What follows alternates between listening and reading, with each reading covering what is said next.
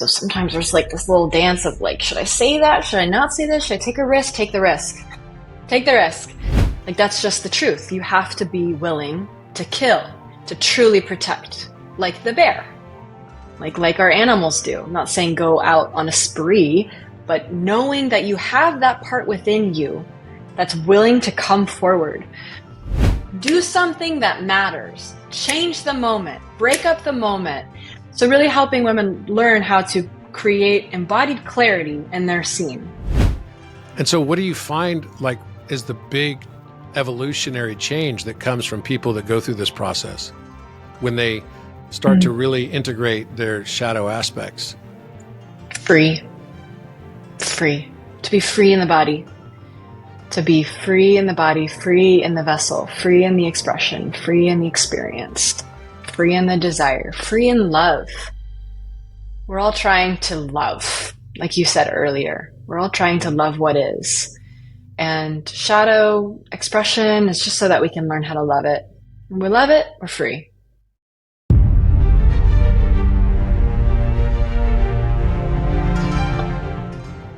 Madelyn Moon, what a pleasure to have you on the Think Tank. I'm super excited to finally get a chance to talk with you. I've been following you, I guess, for about 2 years now. And for those that are not aware of Madelyn's great work, she is an author. She is, I would say, a coach in many, many respects. She is a powerful voice in the feminine archetype. And she's also into magic and things like shape-shifting and alchemy. This is going to be a super interesting conversation. So thank you, Madelyn, for joining me today, and welcome. Thank you so much for having me. It's a treat and an honor. And from one magician to another, I'm excited to see what conversations we have today. Absolutely. Absolutely. So, so first of all, tell me who you are exactly. How would you describe yourself? Like, who is Madelyn Moon? And Madelyn Moon is a very cool name. I love the name Madelyn. I named my daughter Madelyn, my eldest daughter. That's right. And the reason is because it was related to Mary Magdalene. So Magdala in Magdalene is definitely the same root from the name Madelyn. So was that your name always, or was that something that you took on later? That's my full name, with including the moon part. That's epic. My full name is Madelyn Victoria Moon, which means victorious high tower of the moon. My mom, my mom was really tapped in. Well, both my parents were. Well, get this, actually, you might appreciate this. My mom's last name, her maiden name, is Pope. And my dad's is Moon. So the Pope and the Moon, which is just like, it took me a while to actually realize that and understand just the potency of, and you take my personal experience and journey moving from an upbringing that was very, very conservative Christian, very Pope essence, into my evolution into the moon. And that took time. My evolution into being woman, into the feminine, took time. So I literally walked this path in my life of Pope, to moon, to really embracing moon. Wow. That sounds like it could be a name of a book. Totally. Maybe a memoir. From Pope to Moon. Yeah. Interesting. So how do you see those two archetypes? Like what do you think of as you were growing up, this whole Christian background and everything, probably very conservative, I would guess. And then going through this transition, I don't think names happen by accident. I believe that consciousness is like, we live in a U-inverse of our own experience. And so therefore, if you could assign what the meanings would be associated with that for you and what it's meant to you in your life and your evolution, how would you say it? Yeah. For me, I have, and you might already know this, but for those who don't know this, in the Kabbalah, there is a pillar of understanding that your spirit chooses your full name in between lives. So your spirit will write in your etheric diary, these are all the things I learned in my past life, my last life. These are all the things I still need to learn. And then the spirit comes up with a name and then goes into the ear of the grandfather, the dad, whoever came up with your name and said, Robert, and then all of a sudden your mother's like, Robert, right? But it was your spirit that was deciding your name based off of your path. So when I'm really sitting with my name as, a victorious high tower of the feminine, it has the incredible aspects of like, I'm here to, see. I'm here to see. What do you do when you're in a tower? You see. You can see far, you can see wide, you can see beyond, past. And then victorious for me just means continuously rising up, continuously embodying this golden tower. And then, of course, moon, my work is based off of energy, expression, the feminine, being of service to the goddess. And then I've also struggled with being pretty protective and guarded in a lot of ways, which is kind of ironic for people that follow me because I'm very open. I'm everything's hanging out and I'm showing everyone. But personally, when I'm with people, it takes a lot of layers to really become that, that level intimately with someone, trust and like getting to know them. I'm just naturally kind of like that. So when I was younger and I was starting to get into somatic work, I would say, oh, it feels like there's this moat around the tower of my body, like this moat. And I didn't even understand my name at the time yet. And I was saying there's a moat around the tower. So in a shadow sense, I've also experienced being separate, having all these like, shields and protections up, which is what happens, when you're living in a tower like Rapunzel. You are isolated. So there's been these beautiful sides of like when you're in the tower, you can see and you can vision and you are visionary and you are leading. And then on the other side, you are distant. I can, if I'm really in a triggered state, go into states of coldness. You can't reach me. So the name has held it all in this really beautiful way for my journey, and I'm continuously unfolding in that understanding. Did you know that there's a new love affair with mathematics and geometry happening all around the world today? People who once despised these subjects in high school are now finding they're falling in love with them. Do you know why? Because math without meaning is simply information, whereas math with meaning is divine communication. My courses, The Etymology of Number and The Language of Light, guide you on a journey of self-discovery, sharpening your problem solving and pattern perceiving, as well as analytical and creative thinking, and unlocking your fullest polymathic potential. And most importantly, acquainting you with the mathematical language of the universe itself. You will never see the U inverse the same again. To get started, I recommend The Etymology of Number, a 4-part series that explores the evolution of numbers and their impact on fields like physics, chemistry, music, and art. It is the embodiment of Leonardo da Vinci's encouragement to study the science of art and the art of science. Learn how to see. Realize that everything connects to everything else. My second course series, The Language of Light, is a 6-part series that builds on concepts from the first course and offers deeper insights into unified sciences, ancient wisdom, spirituality, and their relevance to today. My courses are always fun and easy to understand. They intertwine mathematics, music, art, and consciousness, and illuminate the mathematical connections that span all disciplines of science and art. Register for these 2 courses, Etymology of Number and The Language of Light, at robertedwardgrant.com under the Courses tab. And join the Robert Edward Grant community chat on Orion Messenger for lively, engaging, and innovative discourse. Wow. So do you feel also a connection to this archetype that was Mary Magdalene? Oh, yes. Oh, so much. Yeah. I mean, my mom told me when I was young that I was named after Mary Magdalene.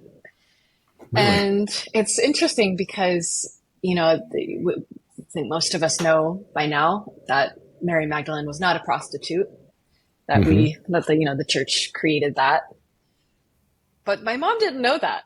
So I always thought that was really fascinating that she thought that she was the prostitute that, went through this journey and received God's love anyways. And she wanted to name me that, which I find really sweet and endearing in a beautiful way, like that transmission of my mom feeling like love for Mary Magdalene. Whereas a lot of people, the prostitute, the whore, especially in the Christian church, had this kind of energetic, tone with her.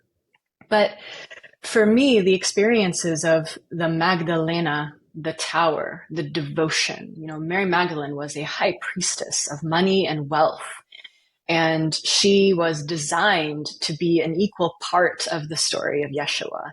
Equal part, like just as important as she who anoints as he who is anointed.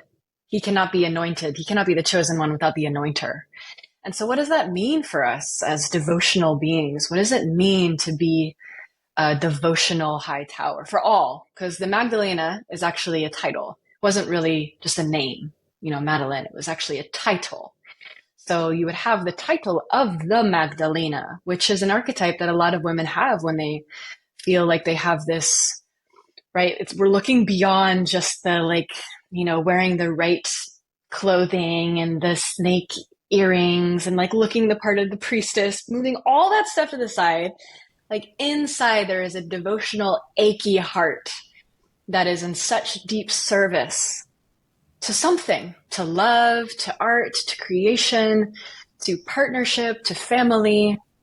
And that devotion sometimes can feel very lonely, like the last half of Mary Magdalene's life, where she had to live out that devotion without her love. But her mission was so strong, and the same way it was for Yeshua, so strong that he died for it, so strong that she continued to live for it. And she had to. There Interesting. was no collapse, right? You lose your beloved, you can go into a collapse, you can hide, you can then fight the patriarchy, you can choose all these different ways. But what she chose was to continue the message, the same exact message, continue on his teachings. Sometimes we get so caught up in thinking devotion is to somebody. I'm in devotion to this man, I'm in devotion to this life, I'm in devotion to this program I'm putting out. And it's always beyond that. It's like normally a couple inches deeper than where we're looking. Like her love is devotion to him, but it's the devotion beyond him. It's what he was standing for. It's what God is standing for. And that also is, sometimes we want to be devoted to somebody and we realize that our devotion is actually beyond that person into something that person can't really give us. Safety, artistry, compatibility. And it's the work of a priestess to know the difference between infatuation or desire or lust or fun, play, and true devotion. It's interesting. It makes me think of my gene keys because I'm a gene key 29 and 30. And one of my, and 14, one of my shadows is half-heartedness. And the gift is commitment for that gene key. And the city is devotion. And I know that you have, you're quite aware of gene keys, and we share a common friend in Richard Rudd. And this has been a major thing for me to come to the realization of, that I started realizing that after I really went deep on it, this is only very recent, that I had myself been half-hearted in relationships because of a fear of being too vulnerable or getting hurt. So then I would create this situation where there was invulnerability only begets more invulnerability. And so my partners would do sort of the same thing. They would feel me kind of pulling back and not being fully vulnerable because I didn't want to be hurt, which is kind of a paradox in a way. And, but actually my highest city is to be devoted. And the only pathway to that, I learned, is unconditional vulnerability. That unconditional vulnerability has to precede my experience of unconditional love. And that is the pathway through which I can achieve the devotion that I actually do seek. And I realized that I just wasn't, I was not. And I wonder, is that something that many people get to actually experience, that type of devotion that you're talking about? Well, firstly, I have the same keys. So no No wonder we're way. both excited about this conversation. Same ones. Yep, rapture and devotion. I have devotion in my life's work and my parole. No kidding. And Wow. then which one's 14? I Well, think I I'm have, eight also. I'm 8, 14. What is 14? I can't remember off the top of my head right now, but I can look it I up feel like we might probably. have the same ones. I have to check as well. At least they're in, No maybe not the, way. yeah, one of 8 was them. the one where you have to find the diamond within. Yeah, I have It's the like, diamond in one too. Yeah. Yeah, that's so funny. Yeah, I was like, that sounds familiar. Yes, I think I have all those. Yeah, we'll have to share charts wow. afterwards. Yeah. Yeah, definitely. I'll send you mine. So you That's get it. unbelievable. You have the devotion because for me, it's always been this like very, yeah, obsessive thing of like devotion and like unpacking it. What does it mean? Yeah. In some It's kind of ways, heavy. It's it's a kind of, lot. It's a lot. We can look at our brothers and sisters out in the world who have been in marriages that have lasted 35 years, 40 years. And then a lot of us in the modern day, in the spiritual community, not everyone, but just some can't quite get it. Some can't quite get it, right? And we're looking at this topic of devotion. It's like, is the devotion here with the people who have had marriages for 35 years? They really know how to stick it out. But we look over here at the devotion here that maybe these relationships are shorter, but these people are so in touch with their heart, their truth, and to an extent that they're so in touch with their truth, they can't settle for anything other than the deepest magic that they know they want, they deserve, they want to create. So they won't be in relationships unless it's that. So we can't look at these different paths and be like, that's devotion, that's not, because the person that's been in a relationship for 35 years shows so much devotion to like the container. I'm here for the fucking container of marriage. I'm going to do whatever I have to do.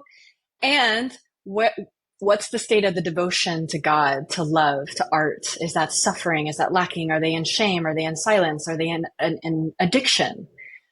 And then over here, you can have the beautiful path of being in deep devotion to your truth and being a nomad and being a wanderer, but always following the thread of God and being in kirtan and bhakti and like all this stuff. There's so much devotion here, yet there is a lack of staying power. yeah. So what does it look like to cultivate both? What does that unique combination look like to cultivate the I'd like to devotion know. of truth and heart and the devotion of the container? Yeah, it's the question, and I think it's something that's to strive towards. And every relationship and every, job for some people or every creation that we make, it's a new time to play with. How deep can I go into the structure of this and stay and be with it, even when it gets uncomfortable? Work with it, alchemize what needs to be alchemized, Mhm. and also stay in my truth, stay in my total, stay in my heart without abandoning either one of these things. Okay. Can I ask you what day your birthday is? The date is August 19th. August 19th. Mm-hmm. Okay. So that's coming up. Mm-hmm. Yeah. And that's kind of the end of Leo. Yeah. One of my daughters is August 18th. Oh, And wow. mhm. Sweet. so so that's interesting. So do you believe that you characterize the Leo energy, Yeah, for sure. Yeah. kind of that high tower It's, aspect? yeah, I mean, in Vedic, I have six things in Leo. So everything's Six Leo. things in Leo. It, Mars, Mercury, Venus, ascendant, rising, So you're not sun. very dramatic then. Right, not dramatic at all. In Western, though, I have a lot of Virgo, so it depends on what you believe in more of. And in the Western Oh, that's astrology, interesting. Virgo is very much the virgin archetype. it's So, and we're talking about Mary Magdalene in this archetype of the opposite, right? Which is very this, devotional. Yeah, yeah. Virgo's very, and I really feel that in my heart that I have a lot of that Virgo tendency too. So it's kind of, I have a balance. I have something that keeps me Wow. really grounded into time and place. What's Thank your God. north node? Um, the North is the opposite of, I think it's what's the opposite of Cancer? Opposite of Cancer would be right after Gemini. Mm, okay. Isn't it? It's right after Taurus. Astrology people out there are like, oh, No, it's no, sorry, this. sorry, sorry. I'm thinking opposite. No, no, no. Hold on a second. No, it's going to be, We're so it's right driving after, some so people Cancer is right crazy. after Gemini, then Gemini, what is, okay, so it's Taurus, Scorpio, then Sagittarius, then Capricorn. Capricorn. That's right. Yes. So I believe Capricorn. It's the Mm-hmm. up because South Node is where you're going towards, right? It's the place that No, you're headed South to. Node is where you've South. been, and Got North it. Node is where you're going toward. All right. So I think okay, great. So I think North is Cancer. North is Cancer. I don't know. I don't know. One or the other. It's either that one or it's that one. I know that they're opposite. Where I'm headed, I think it's Capricorn. Now that I'm saying this, I think it is Capricorn. Yeah, I think it's the opposite. Sorry, all the astrology people out there having to listen to No, that's that. okay. I just totally mutilated it by thinking that it was like Yeah. opposite. I got it totally wrong. But no, yeah, it's definitely Capricorn is the opposite of Cancer. Yes, I think And that is Cancer what I'm is going towards. very, shows emotion, wears emotion on the sleeve Hmm. in a major way. My son's Cancer, and he just is. Right? That's just his thing. But Capricorn is, kind of like it has feelings of earthy and abundance. Hmm. Oh yeah, roots, cadence, stability. Yeah, I like the Hmm. Capricorn. Interesting. Okay, so how did you come into contact with Gene Keys, and were you also kind of a person who had studied the human design template? Hmm. Yeah, so Gene Keys came to me a couple times. People would be like, "Do you know about this thing?" And then we'd flip through the book, and then I'd forget about it. But it didn't really land for me until 2020.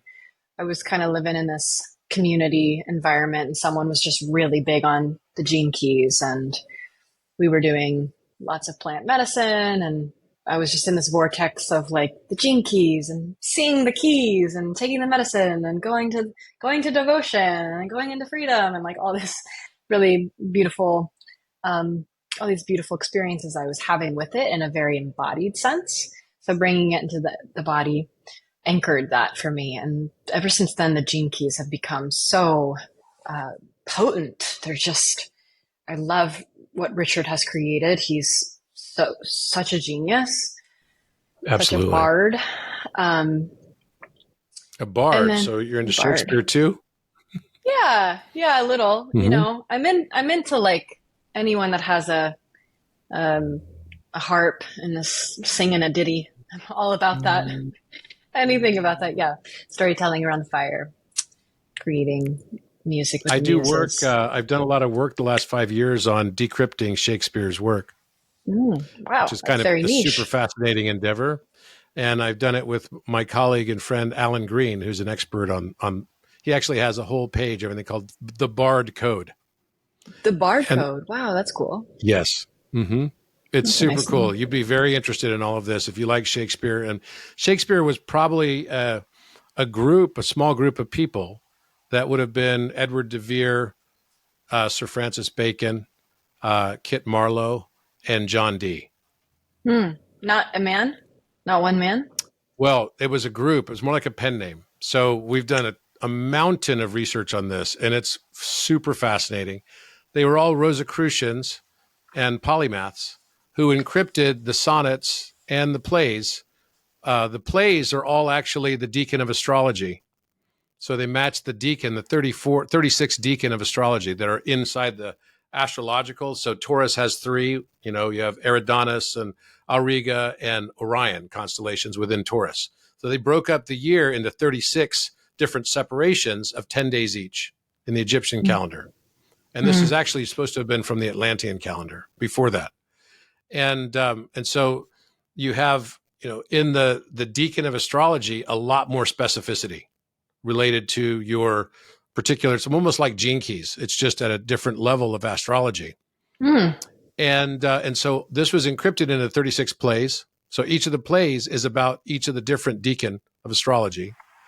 And the 154 sonnets are actually related back to the Great Pyramid. They're structured across alchemy. The last two are called the alchemical bath sonnets, and 153 and 154. And they're two sonnets that are just looked through the perspective of two eyes of perception. one being the Eye of Ra and the other being the Eye of Horus. Mm. So it's a super fascinating endeavor. And these are the same guys that actually translated the King James Version of the Bible as well. Wow. Wow. So yeah, Shakespeare was doing all of this, but not as Shakespeare one guy. It Wow. was actually four different people, we believe, that were encrypting this knowledge, this esoteric, occulted knowledge into all of the plays and all of the sonnets. That's Yeah, fascinating. it's That's super amazing. fascinating. See, And Da wow. Vinci did kind of the same thing, except Da Vinci was a real guy under that name. But he Mm. was kind of one of the leading founders of the Rosicrucian movement. So these Renaissance scholars that we know of, as like, people that were polymaths during that time period, really left a lot of knowledge in the field of magic as well. John Dee was a very famous magician who was the astrologer for Queen Elizabeth I. And he was purportedly the person who conjured the weather storm that came that destroyed the entire Spanish Armada when they attacked England. Wow. So this changed the entire power dynamic of the world at the time. And that's why Queen Elizabeth became such a powerful monarch in the English history. So this whole thing is, now I've just given you a rabbit hole. It's a rabbit hole, What is a and you'll probably polymath? like it. I don't know Sorry, a say again. polymath. What's a What's a polymath? polymath? Yeah. A polymath is someone who has achieved a level of proficiency and expertise across multiple different disciplines. Mm. So they're not. So Leonardo da Vinci would be a polymath. He's probably the best known polymath. It's a person he was a sculptor and an artist. He was a mathematician. He was a geometer. He was a philosopher. Hmm. And he's known for anatomy as well and biology. So he didn't just go into hyper specialize into one area. He ended Mm. up becoming, master status in multiple areas. Mm. And so that's Wow. what polymathy is. Got When it. you actually can balance the left and right hemispheres of the brain, and the corpus callosum, the connective tissue that connects the two sides, can operate at its fullest extent, then you have a clear channel to the divine. Hmm. And that's really what polymaths have done. Plato was a polymath Mm. as a philosopher and a geometer and a scientist, natural scientist. Pythagoras, definitely Hmm. a polymath as well. And you can and Shakespeare would have been considered a polymath, but he wasn't just one person. So it's a fun rabbit hole to go down. And I'll send you a copy of the book. Awesome. So Yeah, I love that. called the Bard, basically Shakespeare Decoded by Alan Green. Mm. Yeah, that makes a lot of sense about balancing the hemispheres and bringing in the philosophy and science, which is what all of the ancient cultures would do. It's like bringing in both. Like that's what classical tantra is. It is a science. Science meets uh, like a philosophy and a way of life and a way of being. And I think that's a place, even for myself. Like I am so heart based, intuition based, Mm-hmm. transmission based, body based that numbers, math, the science part of things, particles, all those things like but what I really love is how we can like bring in some of the tantric or what you're speaking to ways of cultivating faith, cultivating, religion is a hard word to use here for this of what I'm saying, but more so just Yeah. connection Yeah. with spirit, because they were tapped into something with sacred geometry that's so Absolutely. profound and it's woven into all pieces of life, especially our myths, like speaking about geometry is speaking about the body. It's speaking about how the geography of the body exists. And these are Mm-hmm. things that I think are not, super anchored into our modern day spiritual practices in life. We have to go back into the ancients to really like anchor into that. So it's beautiful. Could not agree with you more. I think it's, for the last 2,000 years, we've been in this age of Pisces. And I follow both Vedic and tropical. And I firmly believe that once we become aware of the embodiment of our North Node, Mm. then we solidly move into Vedic. And that's when the Vedic really takes over. It becomes more accurate for us. So for me, like you said you were 6 positions in astrology in Leo, right? So you're like a super Leo then. I become like I have 4 positions in Taurus in Vedic, and I'm May 16th. So I'm right in Vedic. I don't change. I end up going from the end of Taurus to the beginning of Taurus. And my Mercury moves into Taurus, right? My the other positions I have also kind of soften. I go from my Venus being in Aries to my Venus being in Pisces. Oh. And my North Node is in Pisces. So here I was a pharma CEO. That was my job. I was a big pharma CEO, Wow. and which is like kind of mind blowing, right? That should tell you that the world is changing. And that was the path I chose to understand and learn and experience that.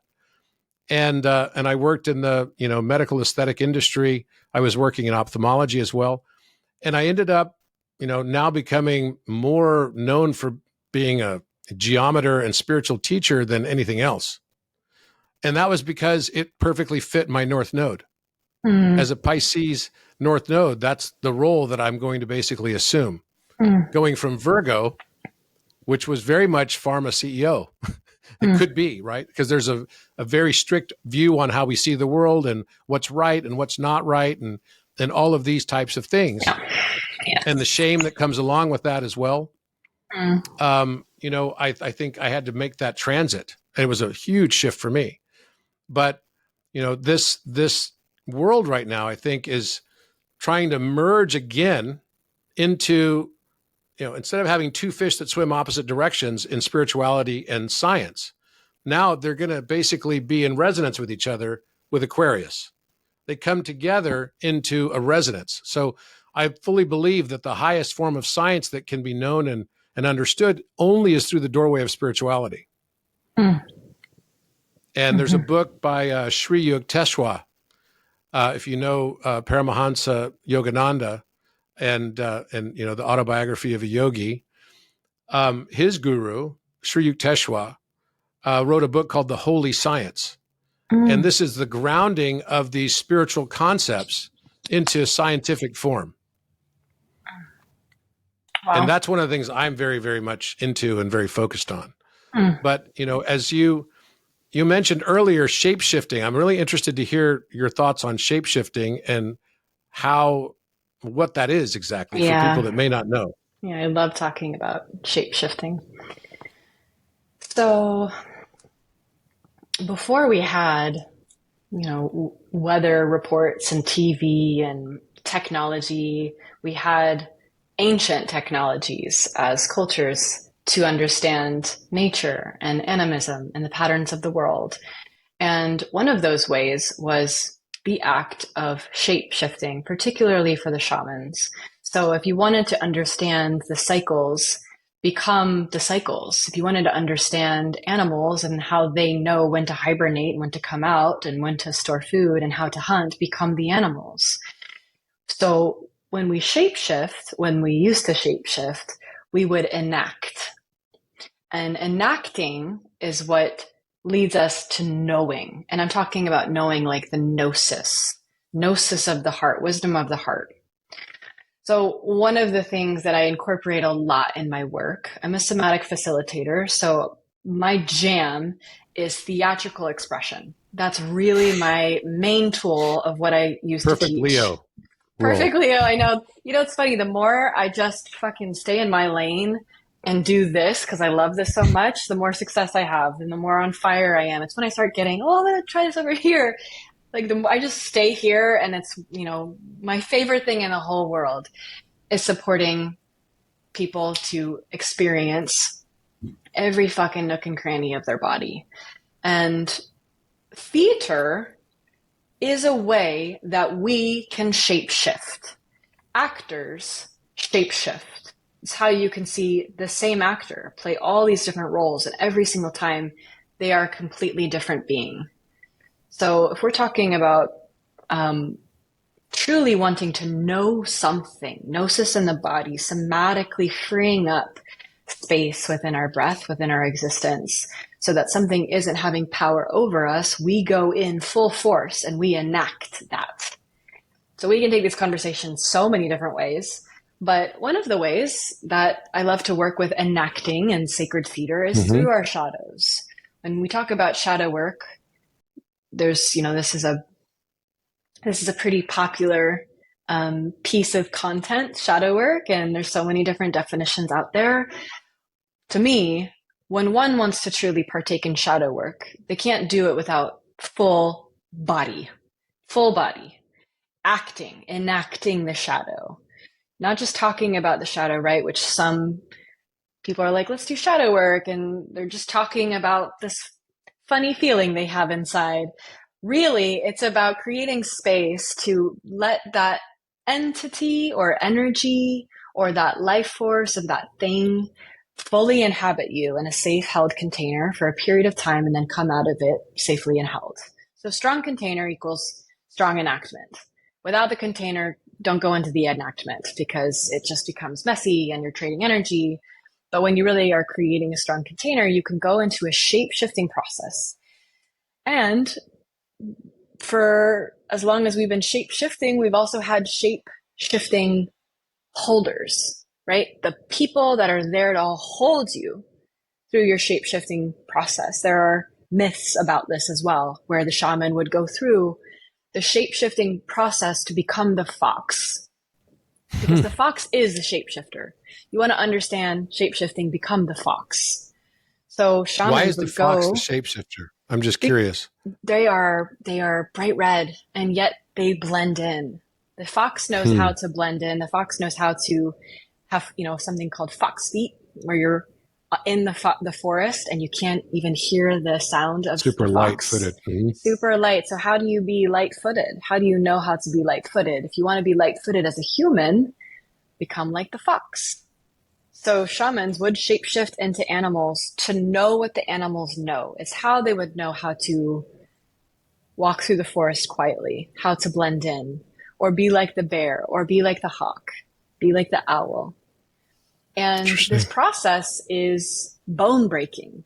The way that we're talking about it today is different, right? We're like living in this beautiful modern society where we don't have to do those things. So we don't go into the full shamanic trance state experience of shapeshifting often.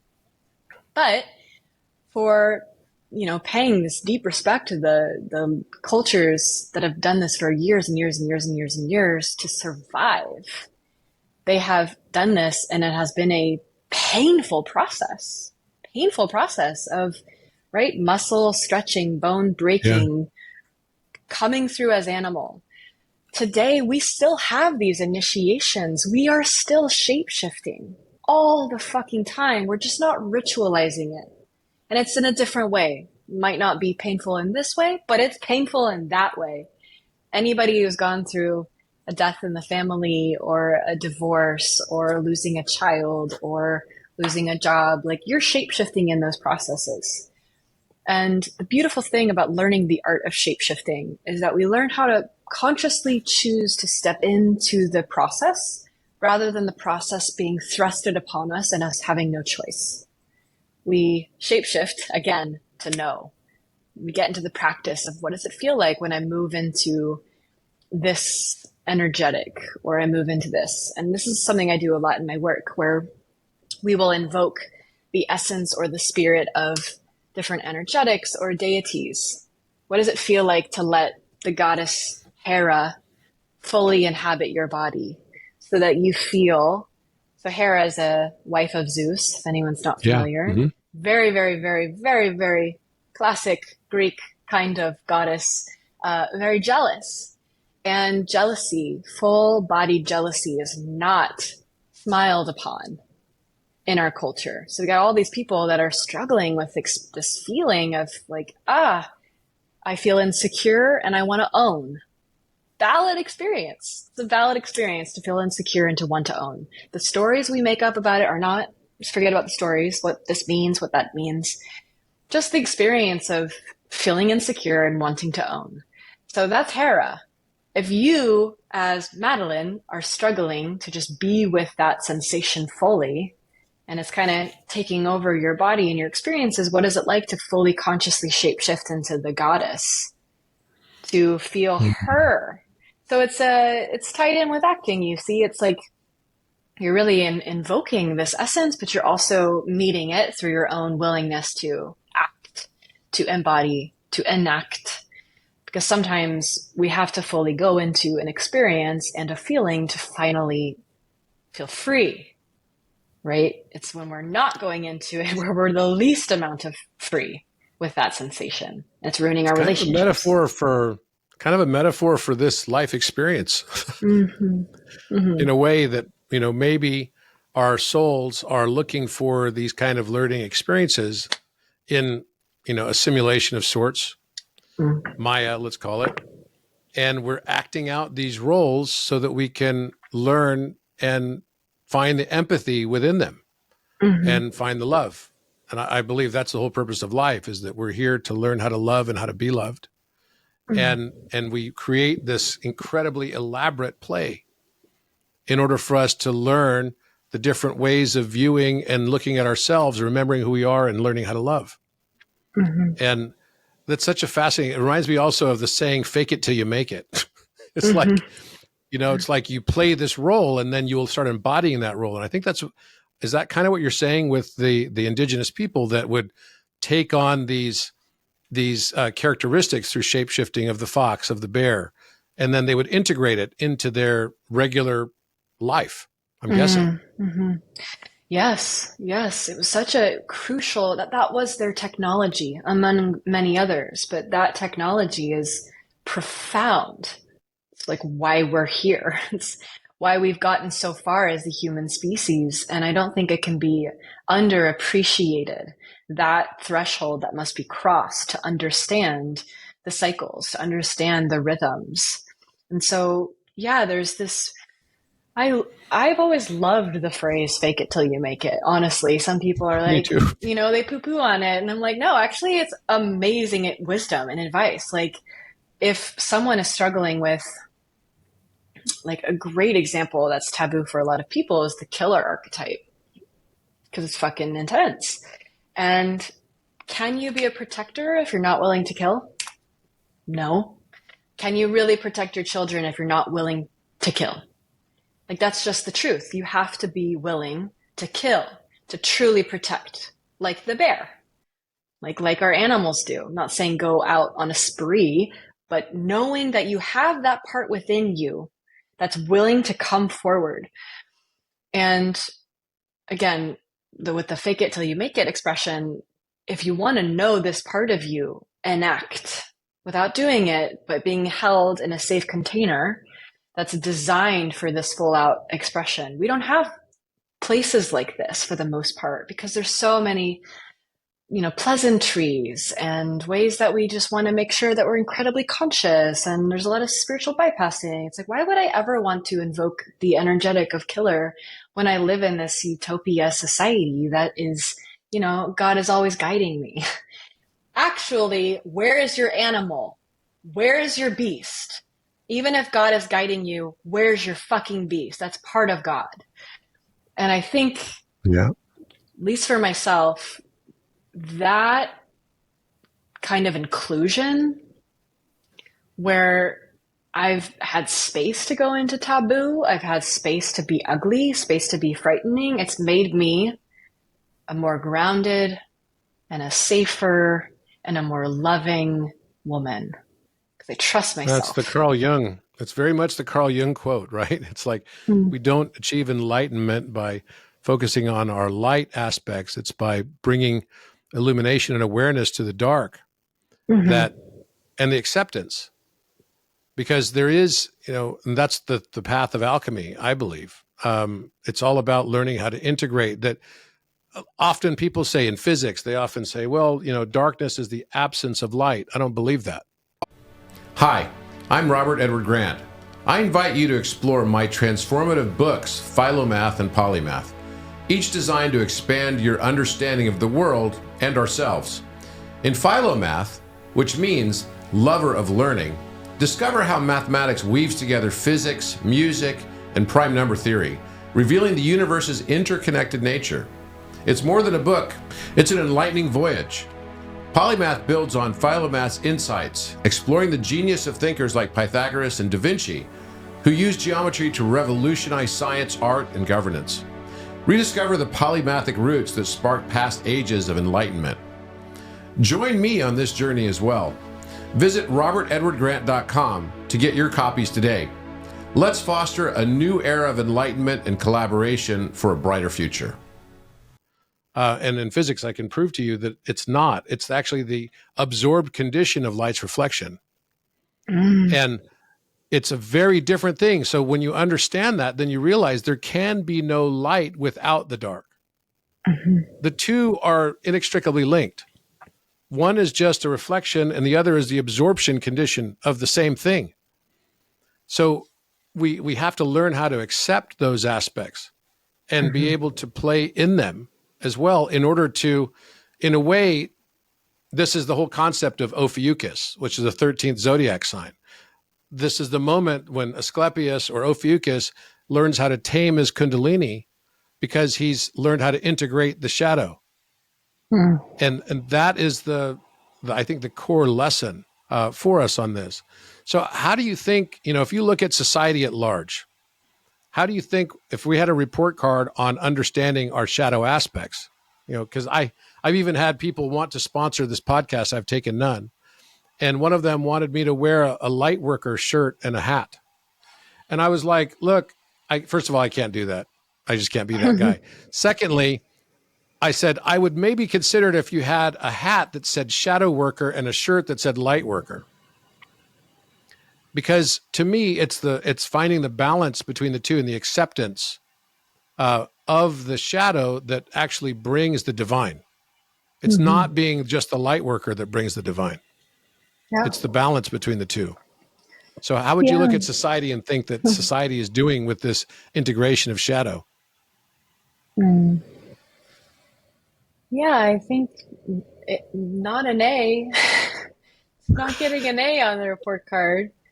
I also, I'm a hermit. I'll just first say that. I'm a hermit. I'm not a social butterfly. I'm not watching the news. I really keep to myself. From what I'm sensing, what I'm feeling, there's I don't know, it was like some main sports or music festival. They were playing crystal bowls and meditating for a period of time. And this was a mainstream thing. I'm like, okay, that's pretty cool. They're incorporating meditation, a mainstream event. People are getting that. We've got these facilities that are opening that are supporting with ketamine therapy, and we've got this, and things are coming more to the mainstream that I think is this feels better than 1960. Yeah. We're moving somewhere that we weren't moving in 1960, I think. And, there's a beautiful fact that nature is always going to be okay. We're trying to figure it out, but what will always be okay and what will always self-regulate, even if it means wiping us out and starting over, which God forbid, I don't think will happen. But the thing is that nature will always find her way. She is a self-regulating master. We are here to be in support to her. And this is the place that's scary, deeply scary. What's happening to our planet? What are we doing? I trust that our planet, no matter what, is going to find her way. It's going to be just fine. Yeah. She's going to be fine. I don't know. I don't know about us. And, it's the more we can continue to bring awareness to this, the better, of course. And I also just wanted to say this conversation about shadow working too. I think we associate with shadow or darkness with dark in a certain kind of energetic, embracing the dark. And the dark is also the feminine. It's the feminine. I think it's a really important thing for people to remember, that we're talking about light and dark. We're not talking about good and bad. Oftentimes we're talking about sun and moon. We're talking about, the bright aspects, the penetrating aspects, the glory, the sun, the power, the Aries, and then the dark, the moon, the mystery, the gnosis, the internal, the hermit, the watery depths of the womb. It's not just about like light and positive, that conversation. We're looking at the mystery.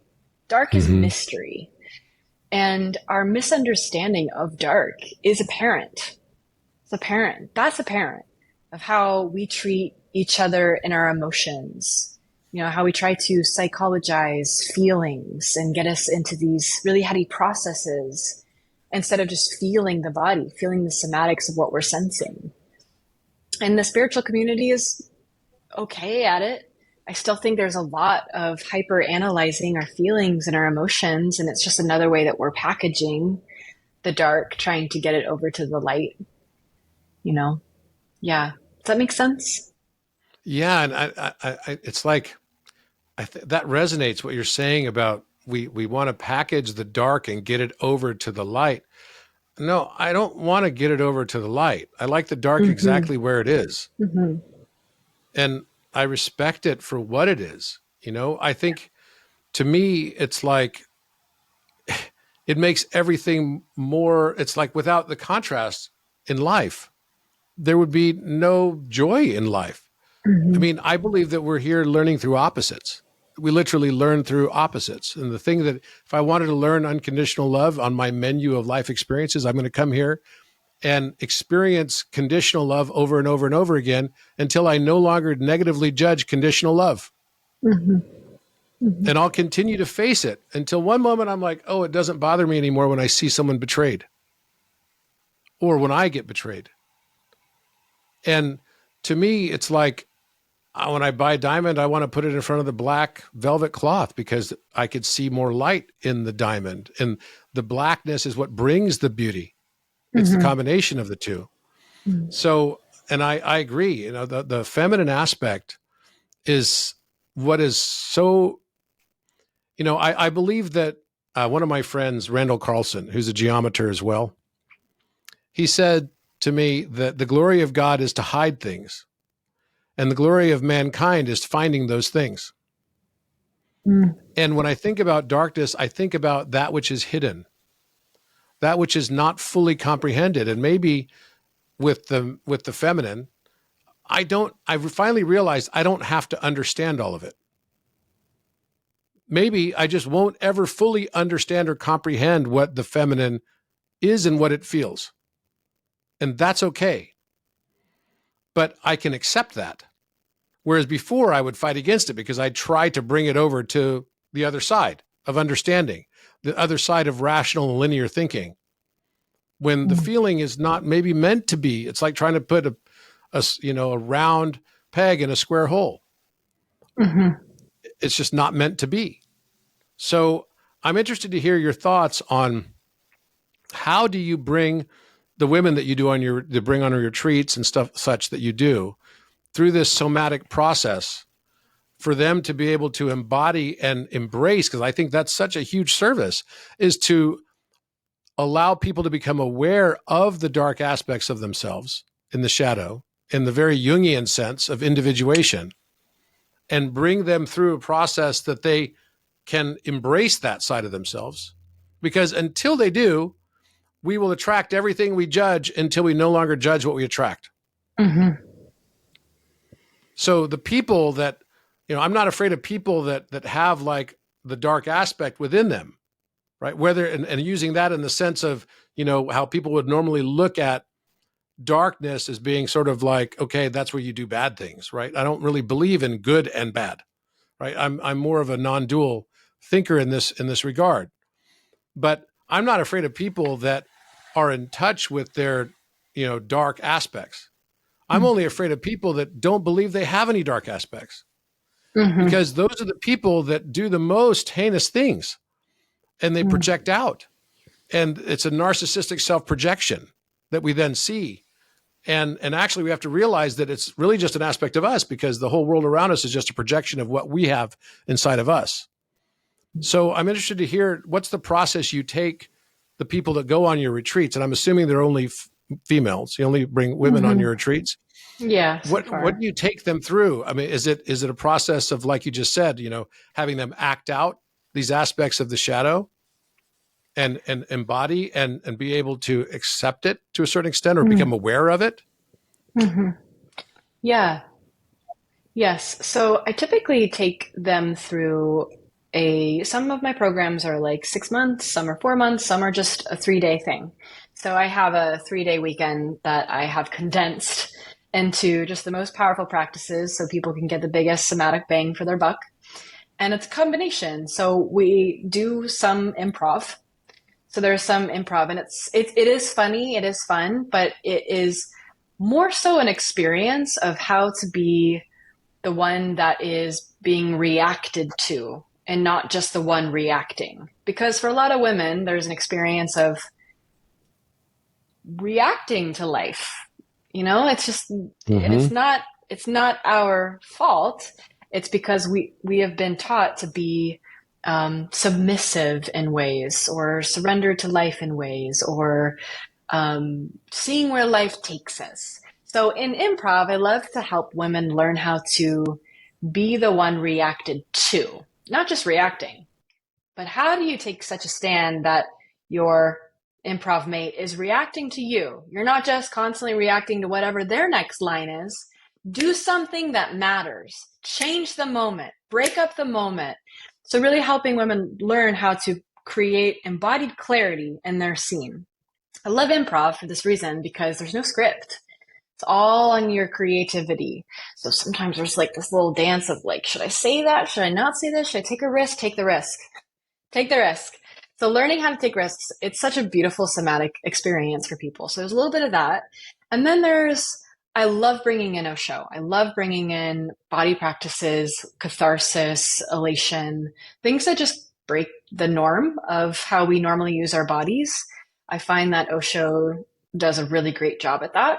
So using Osho, get the body totally open. Like I was saying, deity, invocations, and then there's a lot of mirroring of each other. So playing oracle. So if you see a woman, sometimes we don't need to know the story. We don't need to know the story to know what needs to be felt, to know what needs to be expressed. So I'll have women pair up with each other and just give each other the medicine that the other one needs. So just dose them some embodied medicine, show them how they need to move, teach them the sound they need to make. And then they mirror each other. So they're really, you're learning how to fine tune someone's body from feeling them without even speaking. So there's a lot of transmission work. Your actual transmission, what's the shape you're taking in life? What's the shape you're Hmm. taking? Are you taking the shape of I am wise, I am powerful, I am queen? Are you taking the shape of I hate you, daddy? Are you taking the shape of girl boss? Are you taking the shape of fill in the blank? So we have a lot of really fun practice around that. How do you take a new Hmm. shape? So we come up with creative names of the shape you want to be taking and do somatic practice based off of that. Like, what is that? What is that shape? We do a lot of shape work, a lot of shapes. And then there's the grand sacred theater where whatever the theme is, I've been working with people for either the weekend or 4 months or 6 months. They'll get kind of a final project, which is Hmm. to create a specific scene, 3 minutes, go deep, make the most of these 3 minutes to fully express this particular scene. Normally I'll give it to them. It's something creative. Uh, and they have like 30 minutes to prep.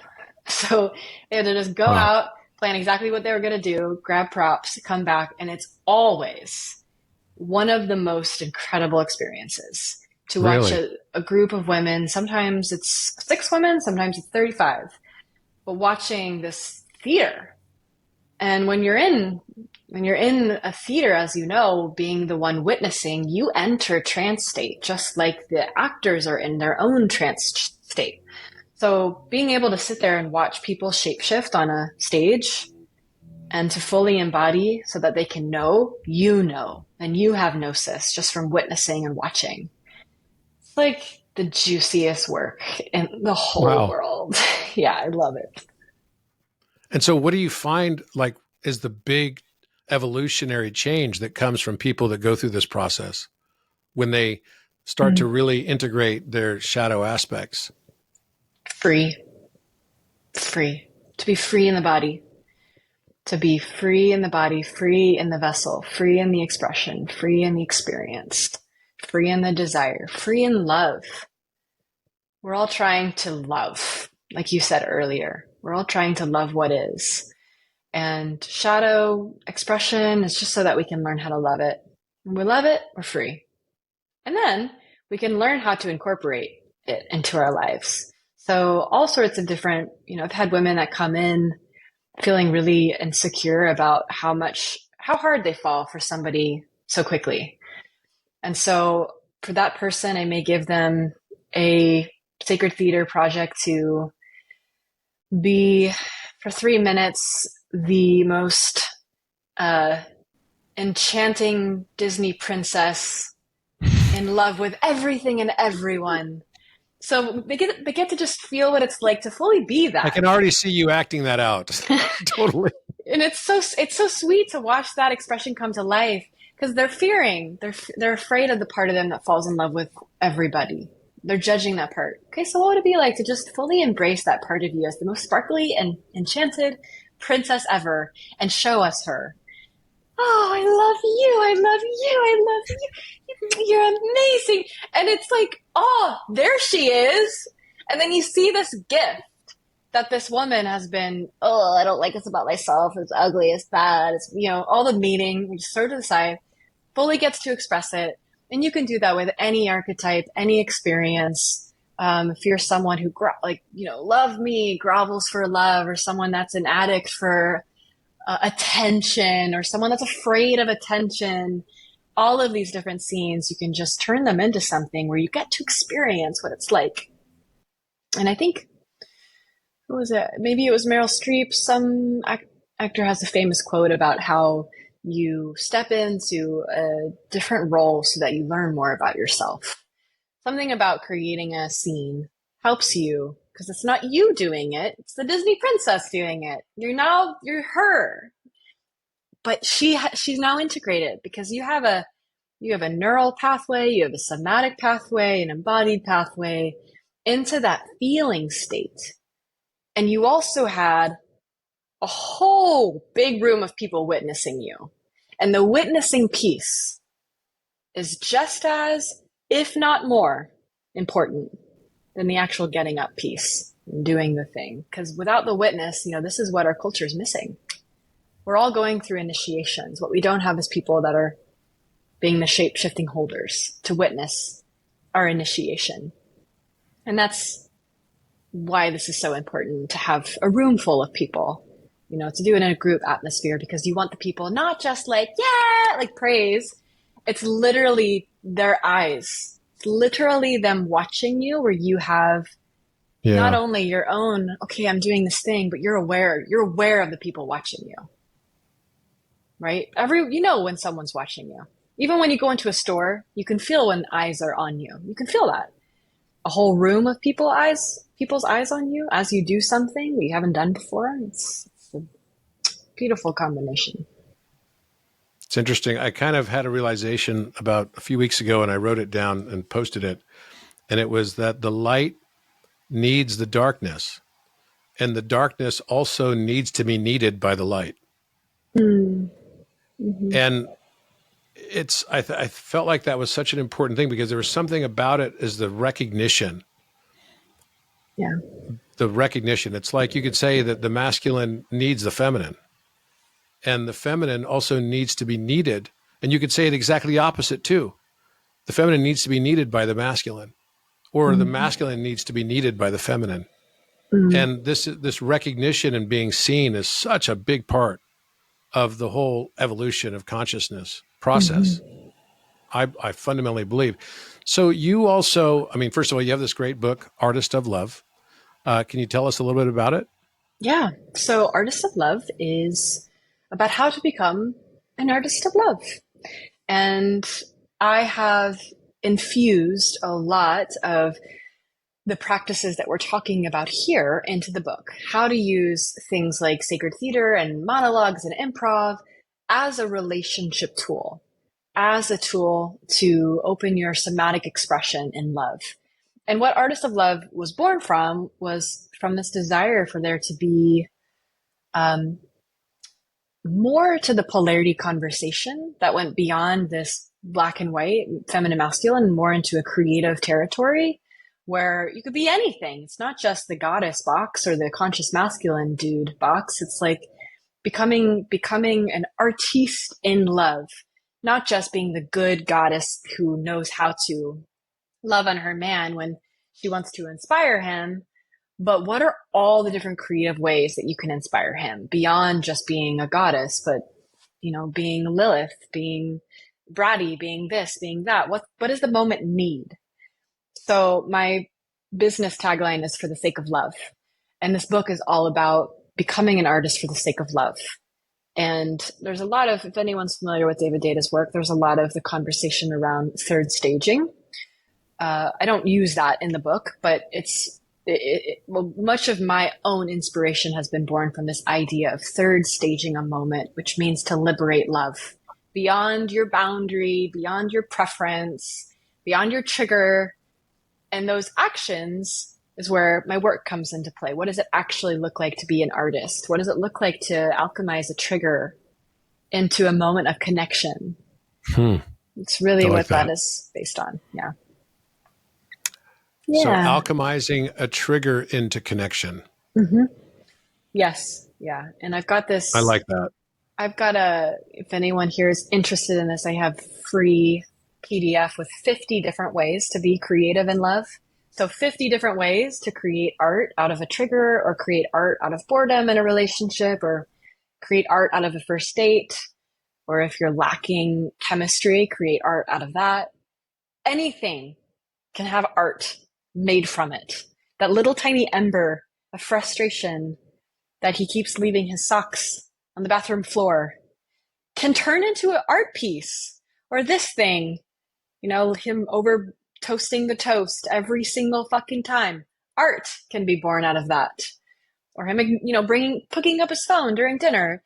So instead of just going into a collapse, he brought out his phone. It means I'm not inspiring enough. He's bored of me. He doesn't love me.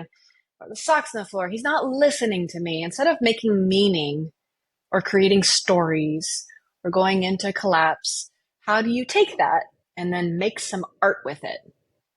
Get a little creative, be funny, be playful, get erotic. Or you can go the sensitive route and as an artist, reveal your deeper feelings about something. But we're going beyond the reaction, going beyond the trigger, either underneath it or widening it or going above it. So creativity in love is one of my other favorite conversations. How do we actually bring our creative life force into our relationship and make it a playground? So on that vein, on your website and everything, there's a big focus on being able to bring, I guess the way you term it, as a king, right, into your world and your sphere through manifestation or otherwise. What exactly does that conjure up as imagery for you? What does it mean to you?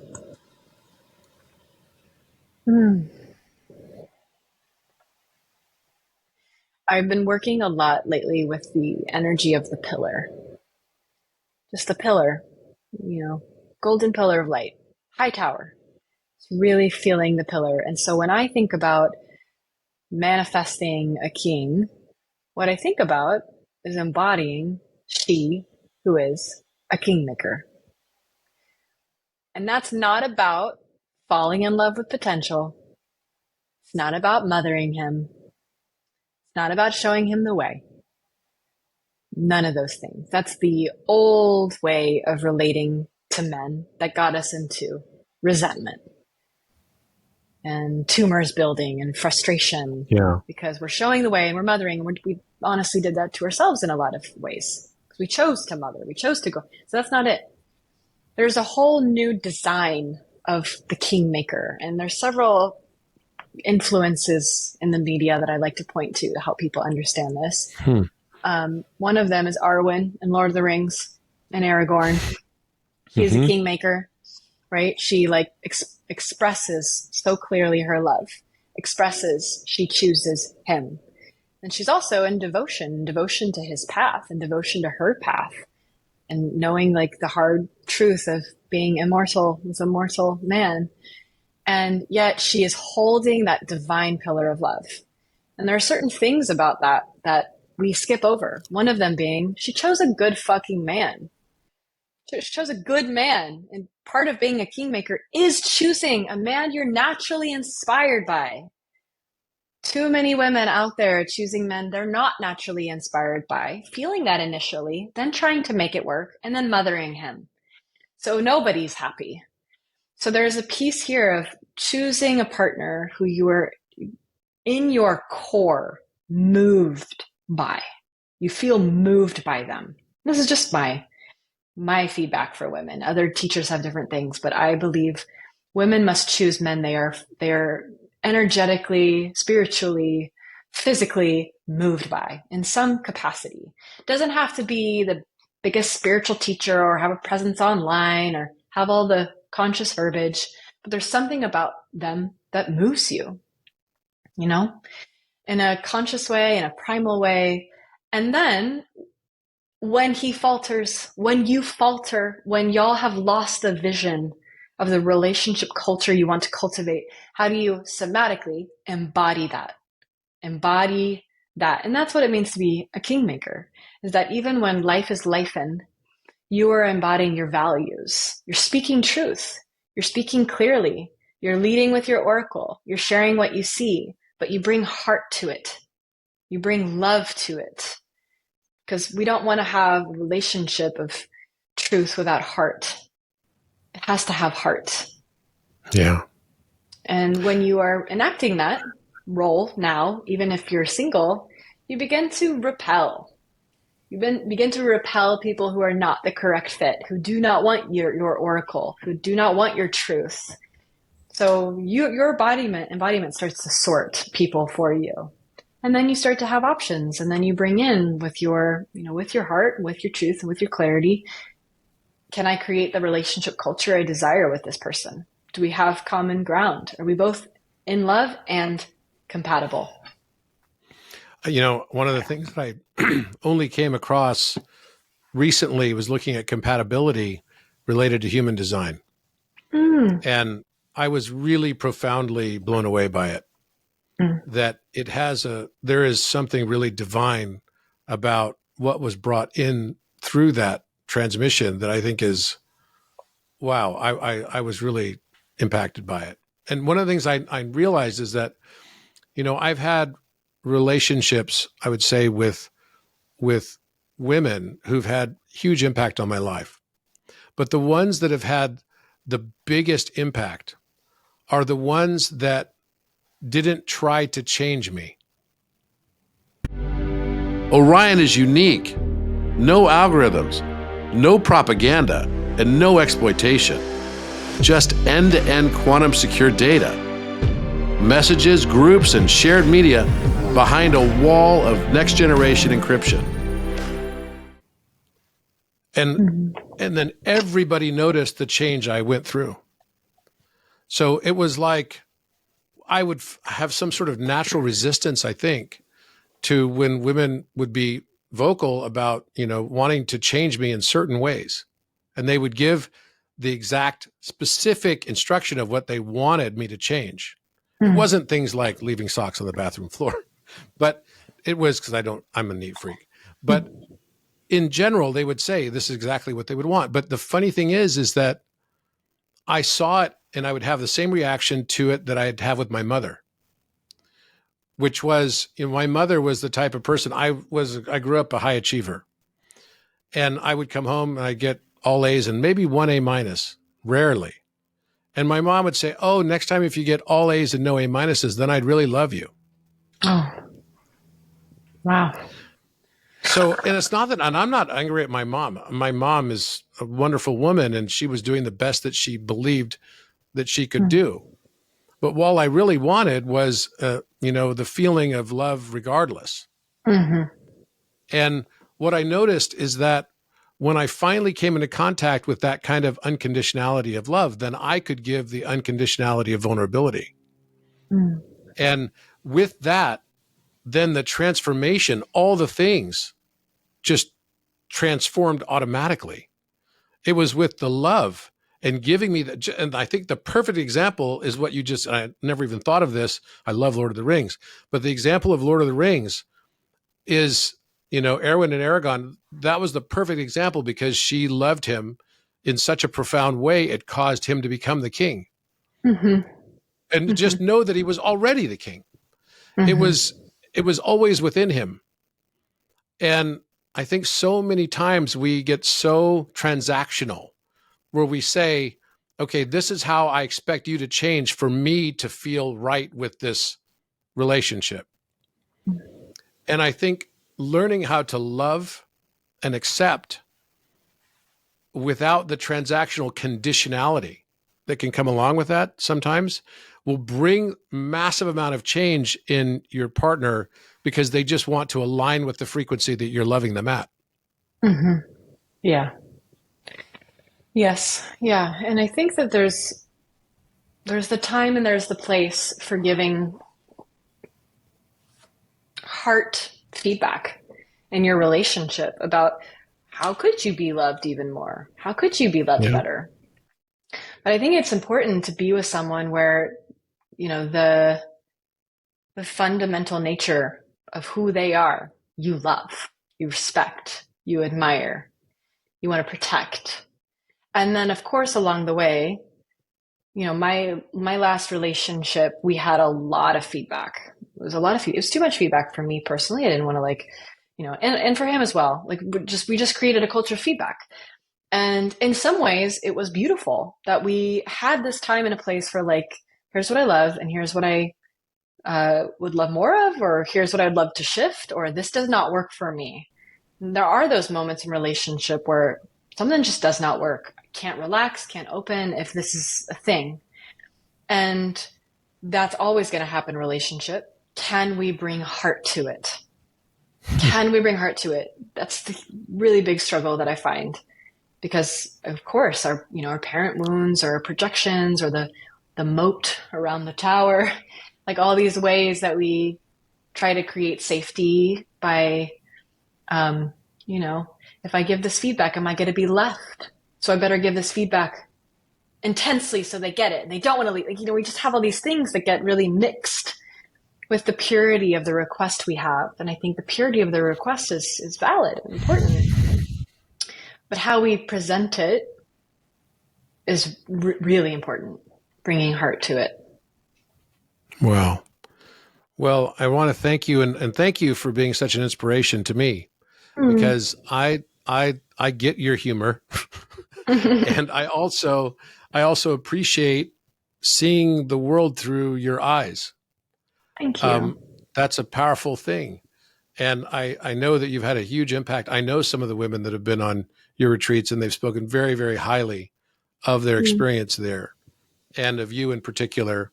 And so thank you for being that voice. I think the authentic expression of who we are is probably what the world needs most because if we could all, a lot of people think that we live in some sort of escape room that's meant to be escaped. Mm. But if you go back to the context with which you started this conversation in the naming and the name that we chose, if we chose our names, then we literally, you could extend that to say we chose every experience we're going to have. Damn right. And Yep. instead of asking, why did something happen to me? And I love to know now that your middle name is Victoria. And because that to me rings true with victory. And it's not victimhood. Mm-hmm. When we understand that we chose it all, the only real question to ask is, why did we choose what we chose? Mm-hmm. What did I want to Yeah. learn through this? And why am I still choosing it? And why am I still Even, choosing it? And maybe it's especially if it's a time story. Go through ahead. exactly because we're all living stories, right? We're Mm-hmm. all living stories. And so thank you for bringing that awareness to people. And I very much appreciate what you're doing in the world. So please Thank keep you. going with what Thank you're you. doing. Thank you. I appreciate you understanding my humor. Means a lot to me. And yeah, thank you so much for having me on the show and for everything that you do. You have like a wealth of knowledge. It is a lot. It's like, wow, your brain works in some mysterious ways, and it's really impressive. So thank you for also holding this awesome show and having me on. Well, thank you so much. And I'm astounded to know that we have the same gene keys as I well. Maybe know. that's why I like your Yeah. sense of humor. Yeah, probably. Probably. I'll have to show you my chart later. Yeah, definitely. I would like to see that. And I was laughing. I was showing it last night to somebody, the one where you're talking about, oh, I missed you. You were like doing a little skit with yourself. Yeah. And then you're like, oh, there's rocking chairs in there. I was like dying laughing. That one is, I think it has 2 million views. I don't Yeah, I mean, know what happened with that one, but it shot to the moon, and then I got, that's one of the videos that went to some pretty weird places of the internet, and I had all sorts of people coming out of the woodwork. But yeah, it's funny to know what people like, kind of humor people have, what I hits, what like that doesn't. one. And then you had like a big fruit, like I think it was a guava fruit or something like that. Oh, the That was papaya. the papaya. The papaya. Yeah. Yes, that's what it was. That was hilarious too. Yeah. So I'm sure that got lots and lots of views. But thank you so much for what you're doing, and I Thank look you. forward to seeing you again.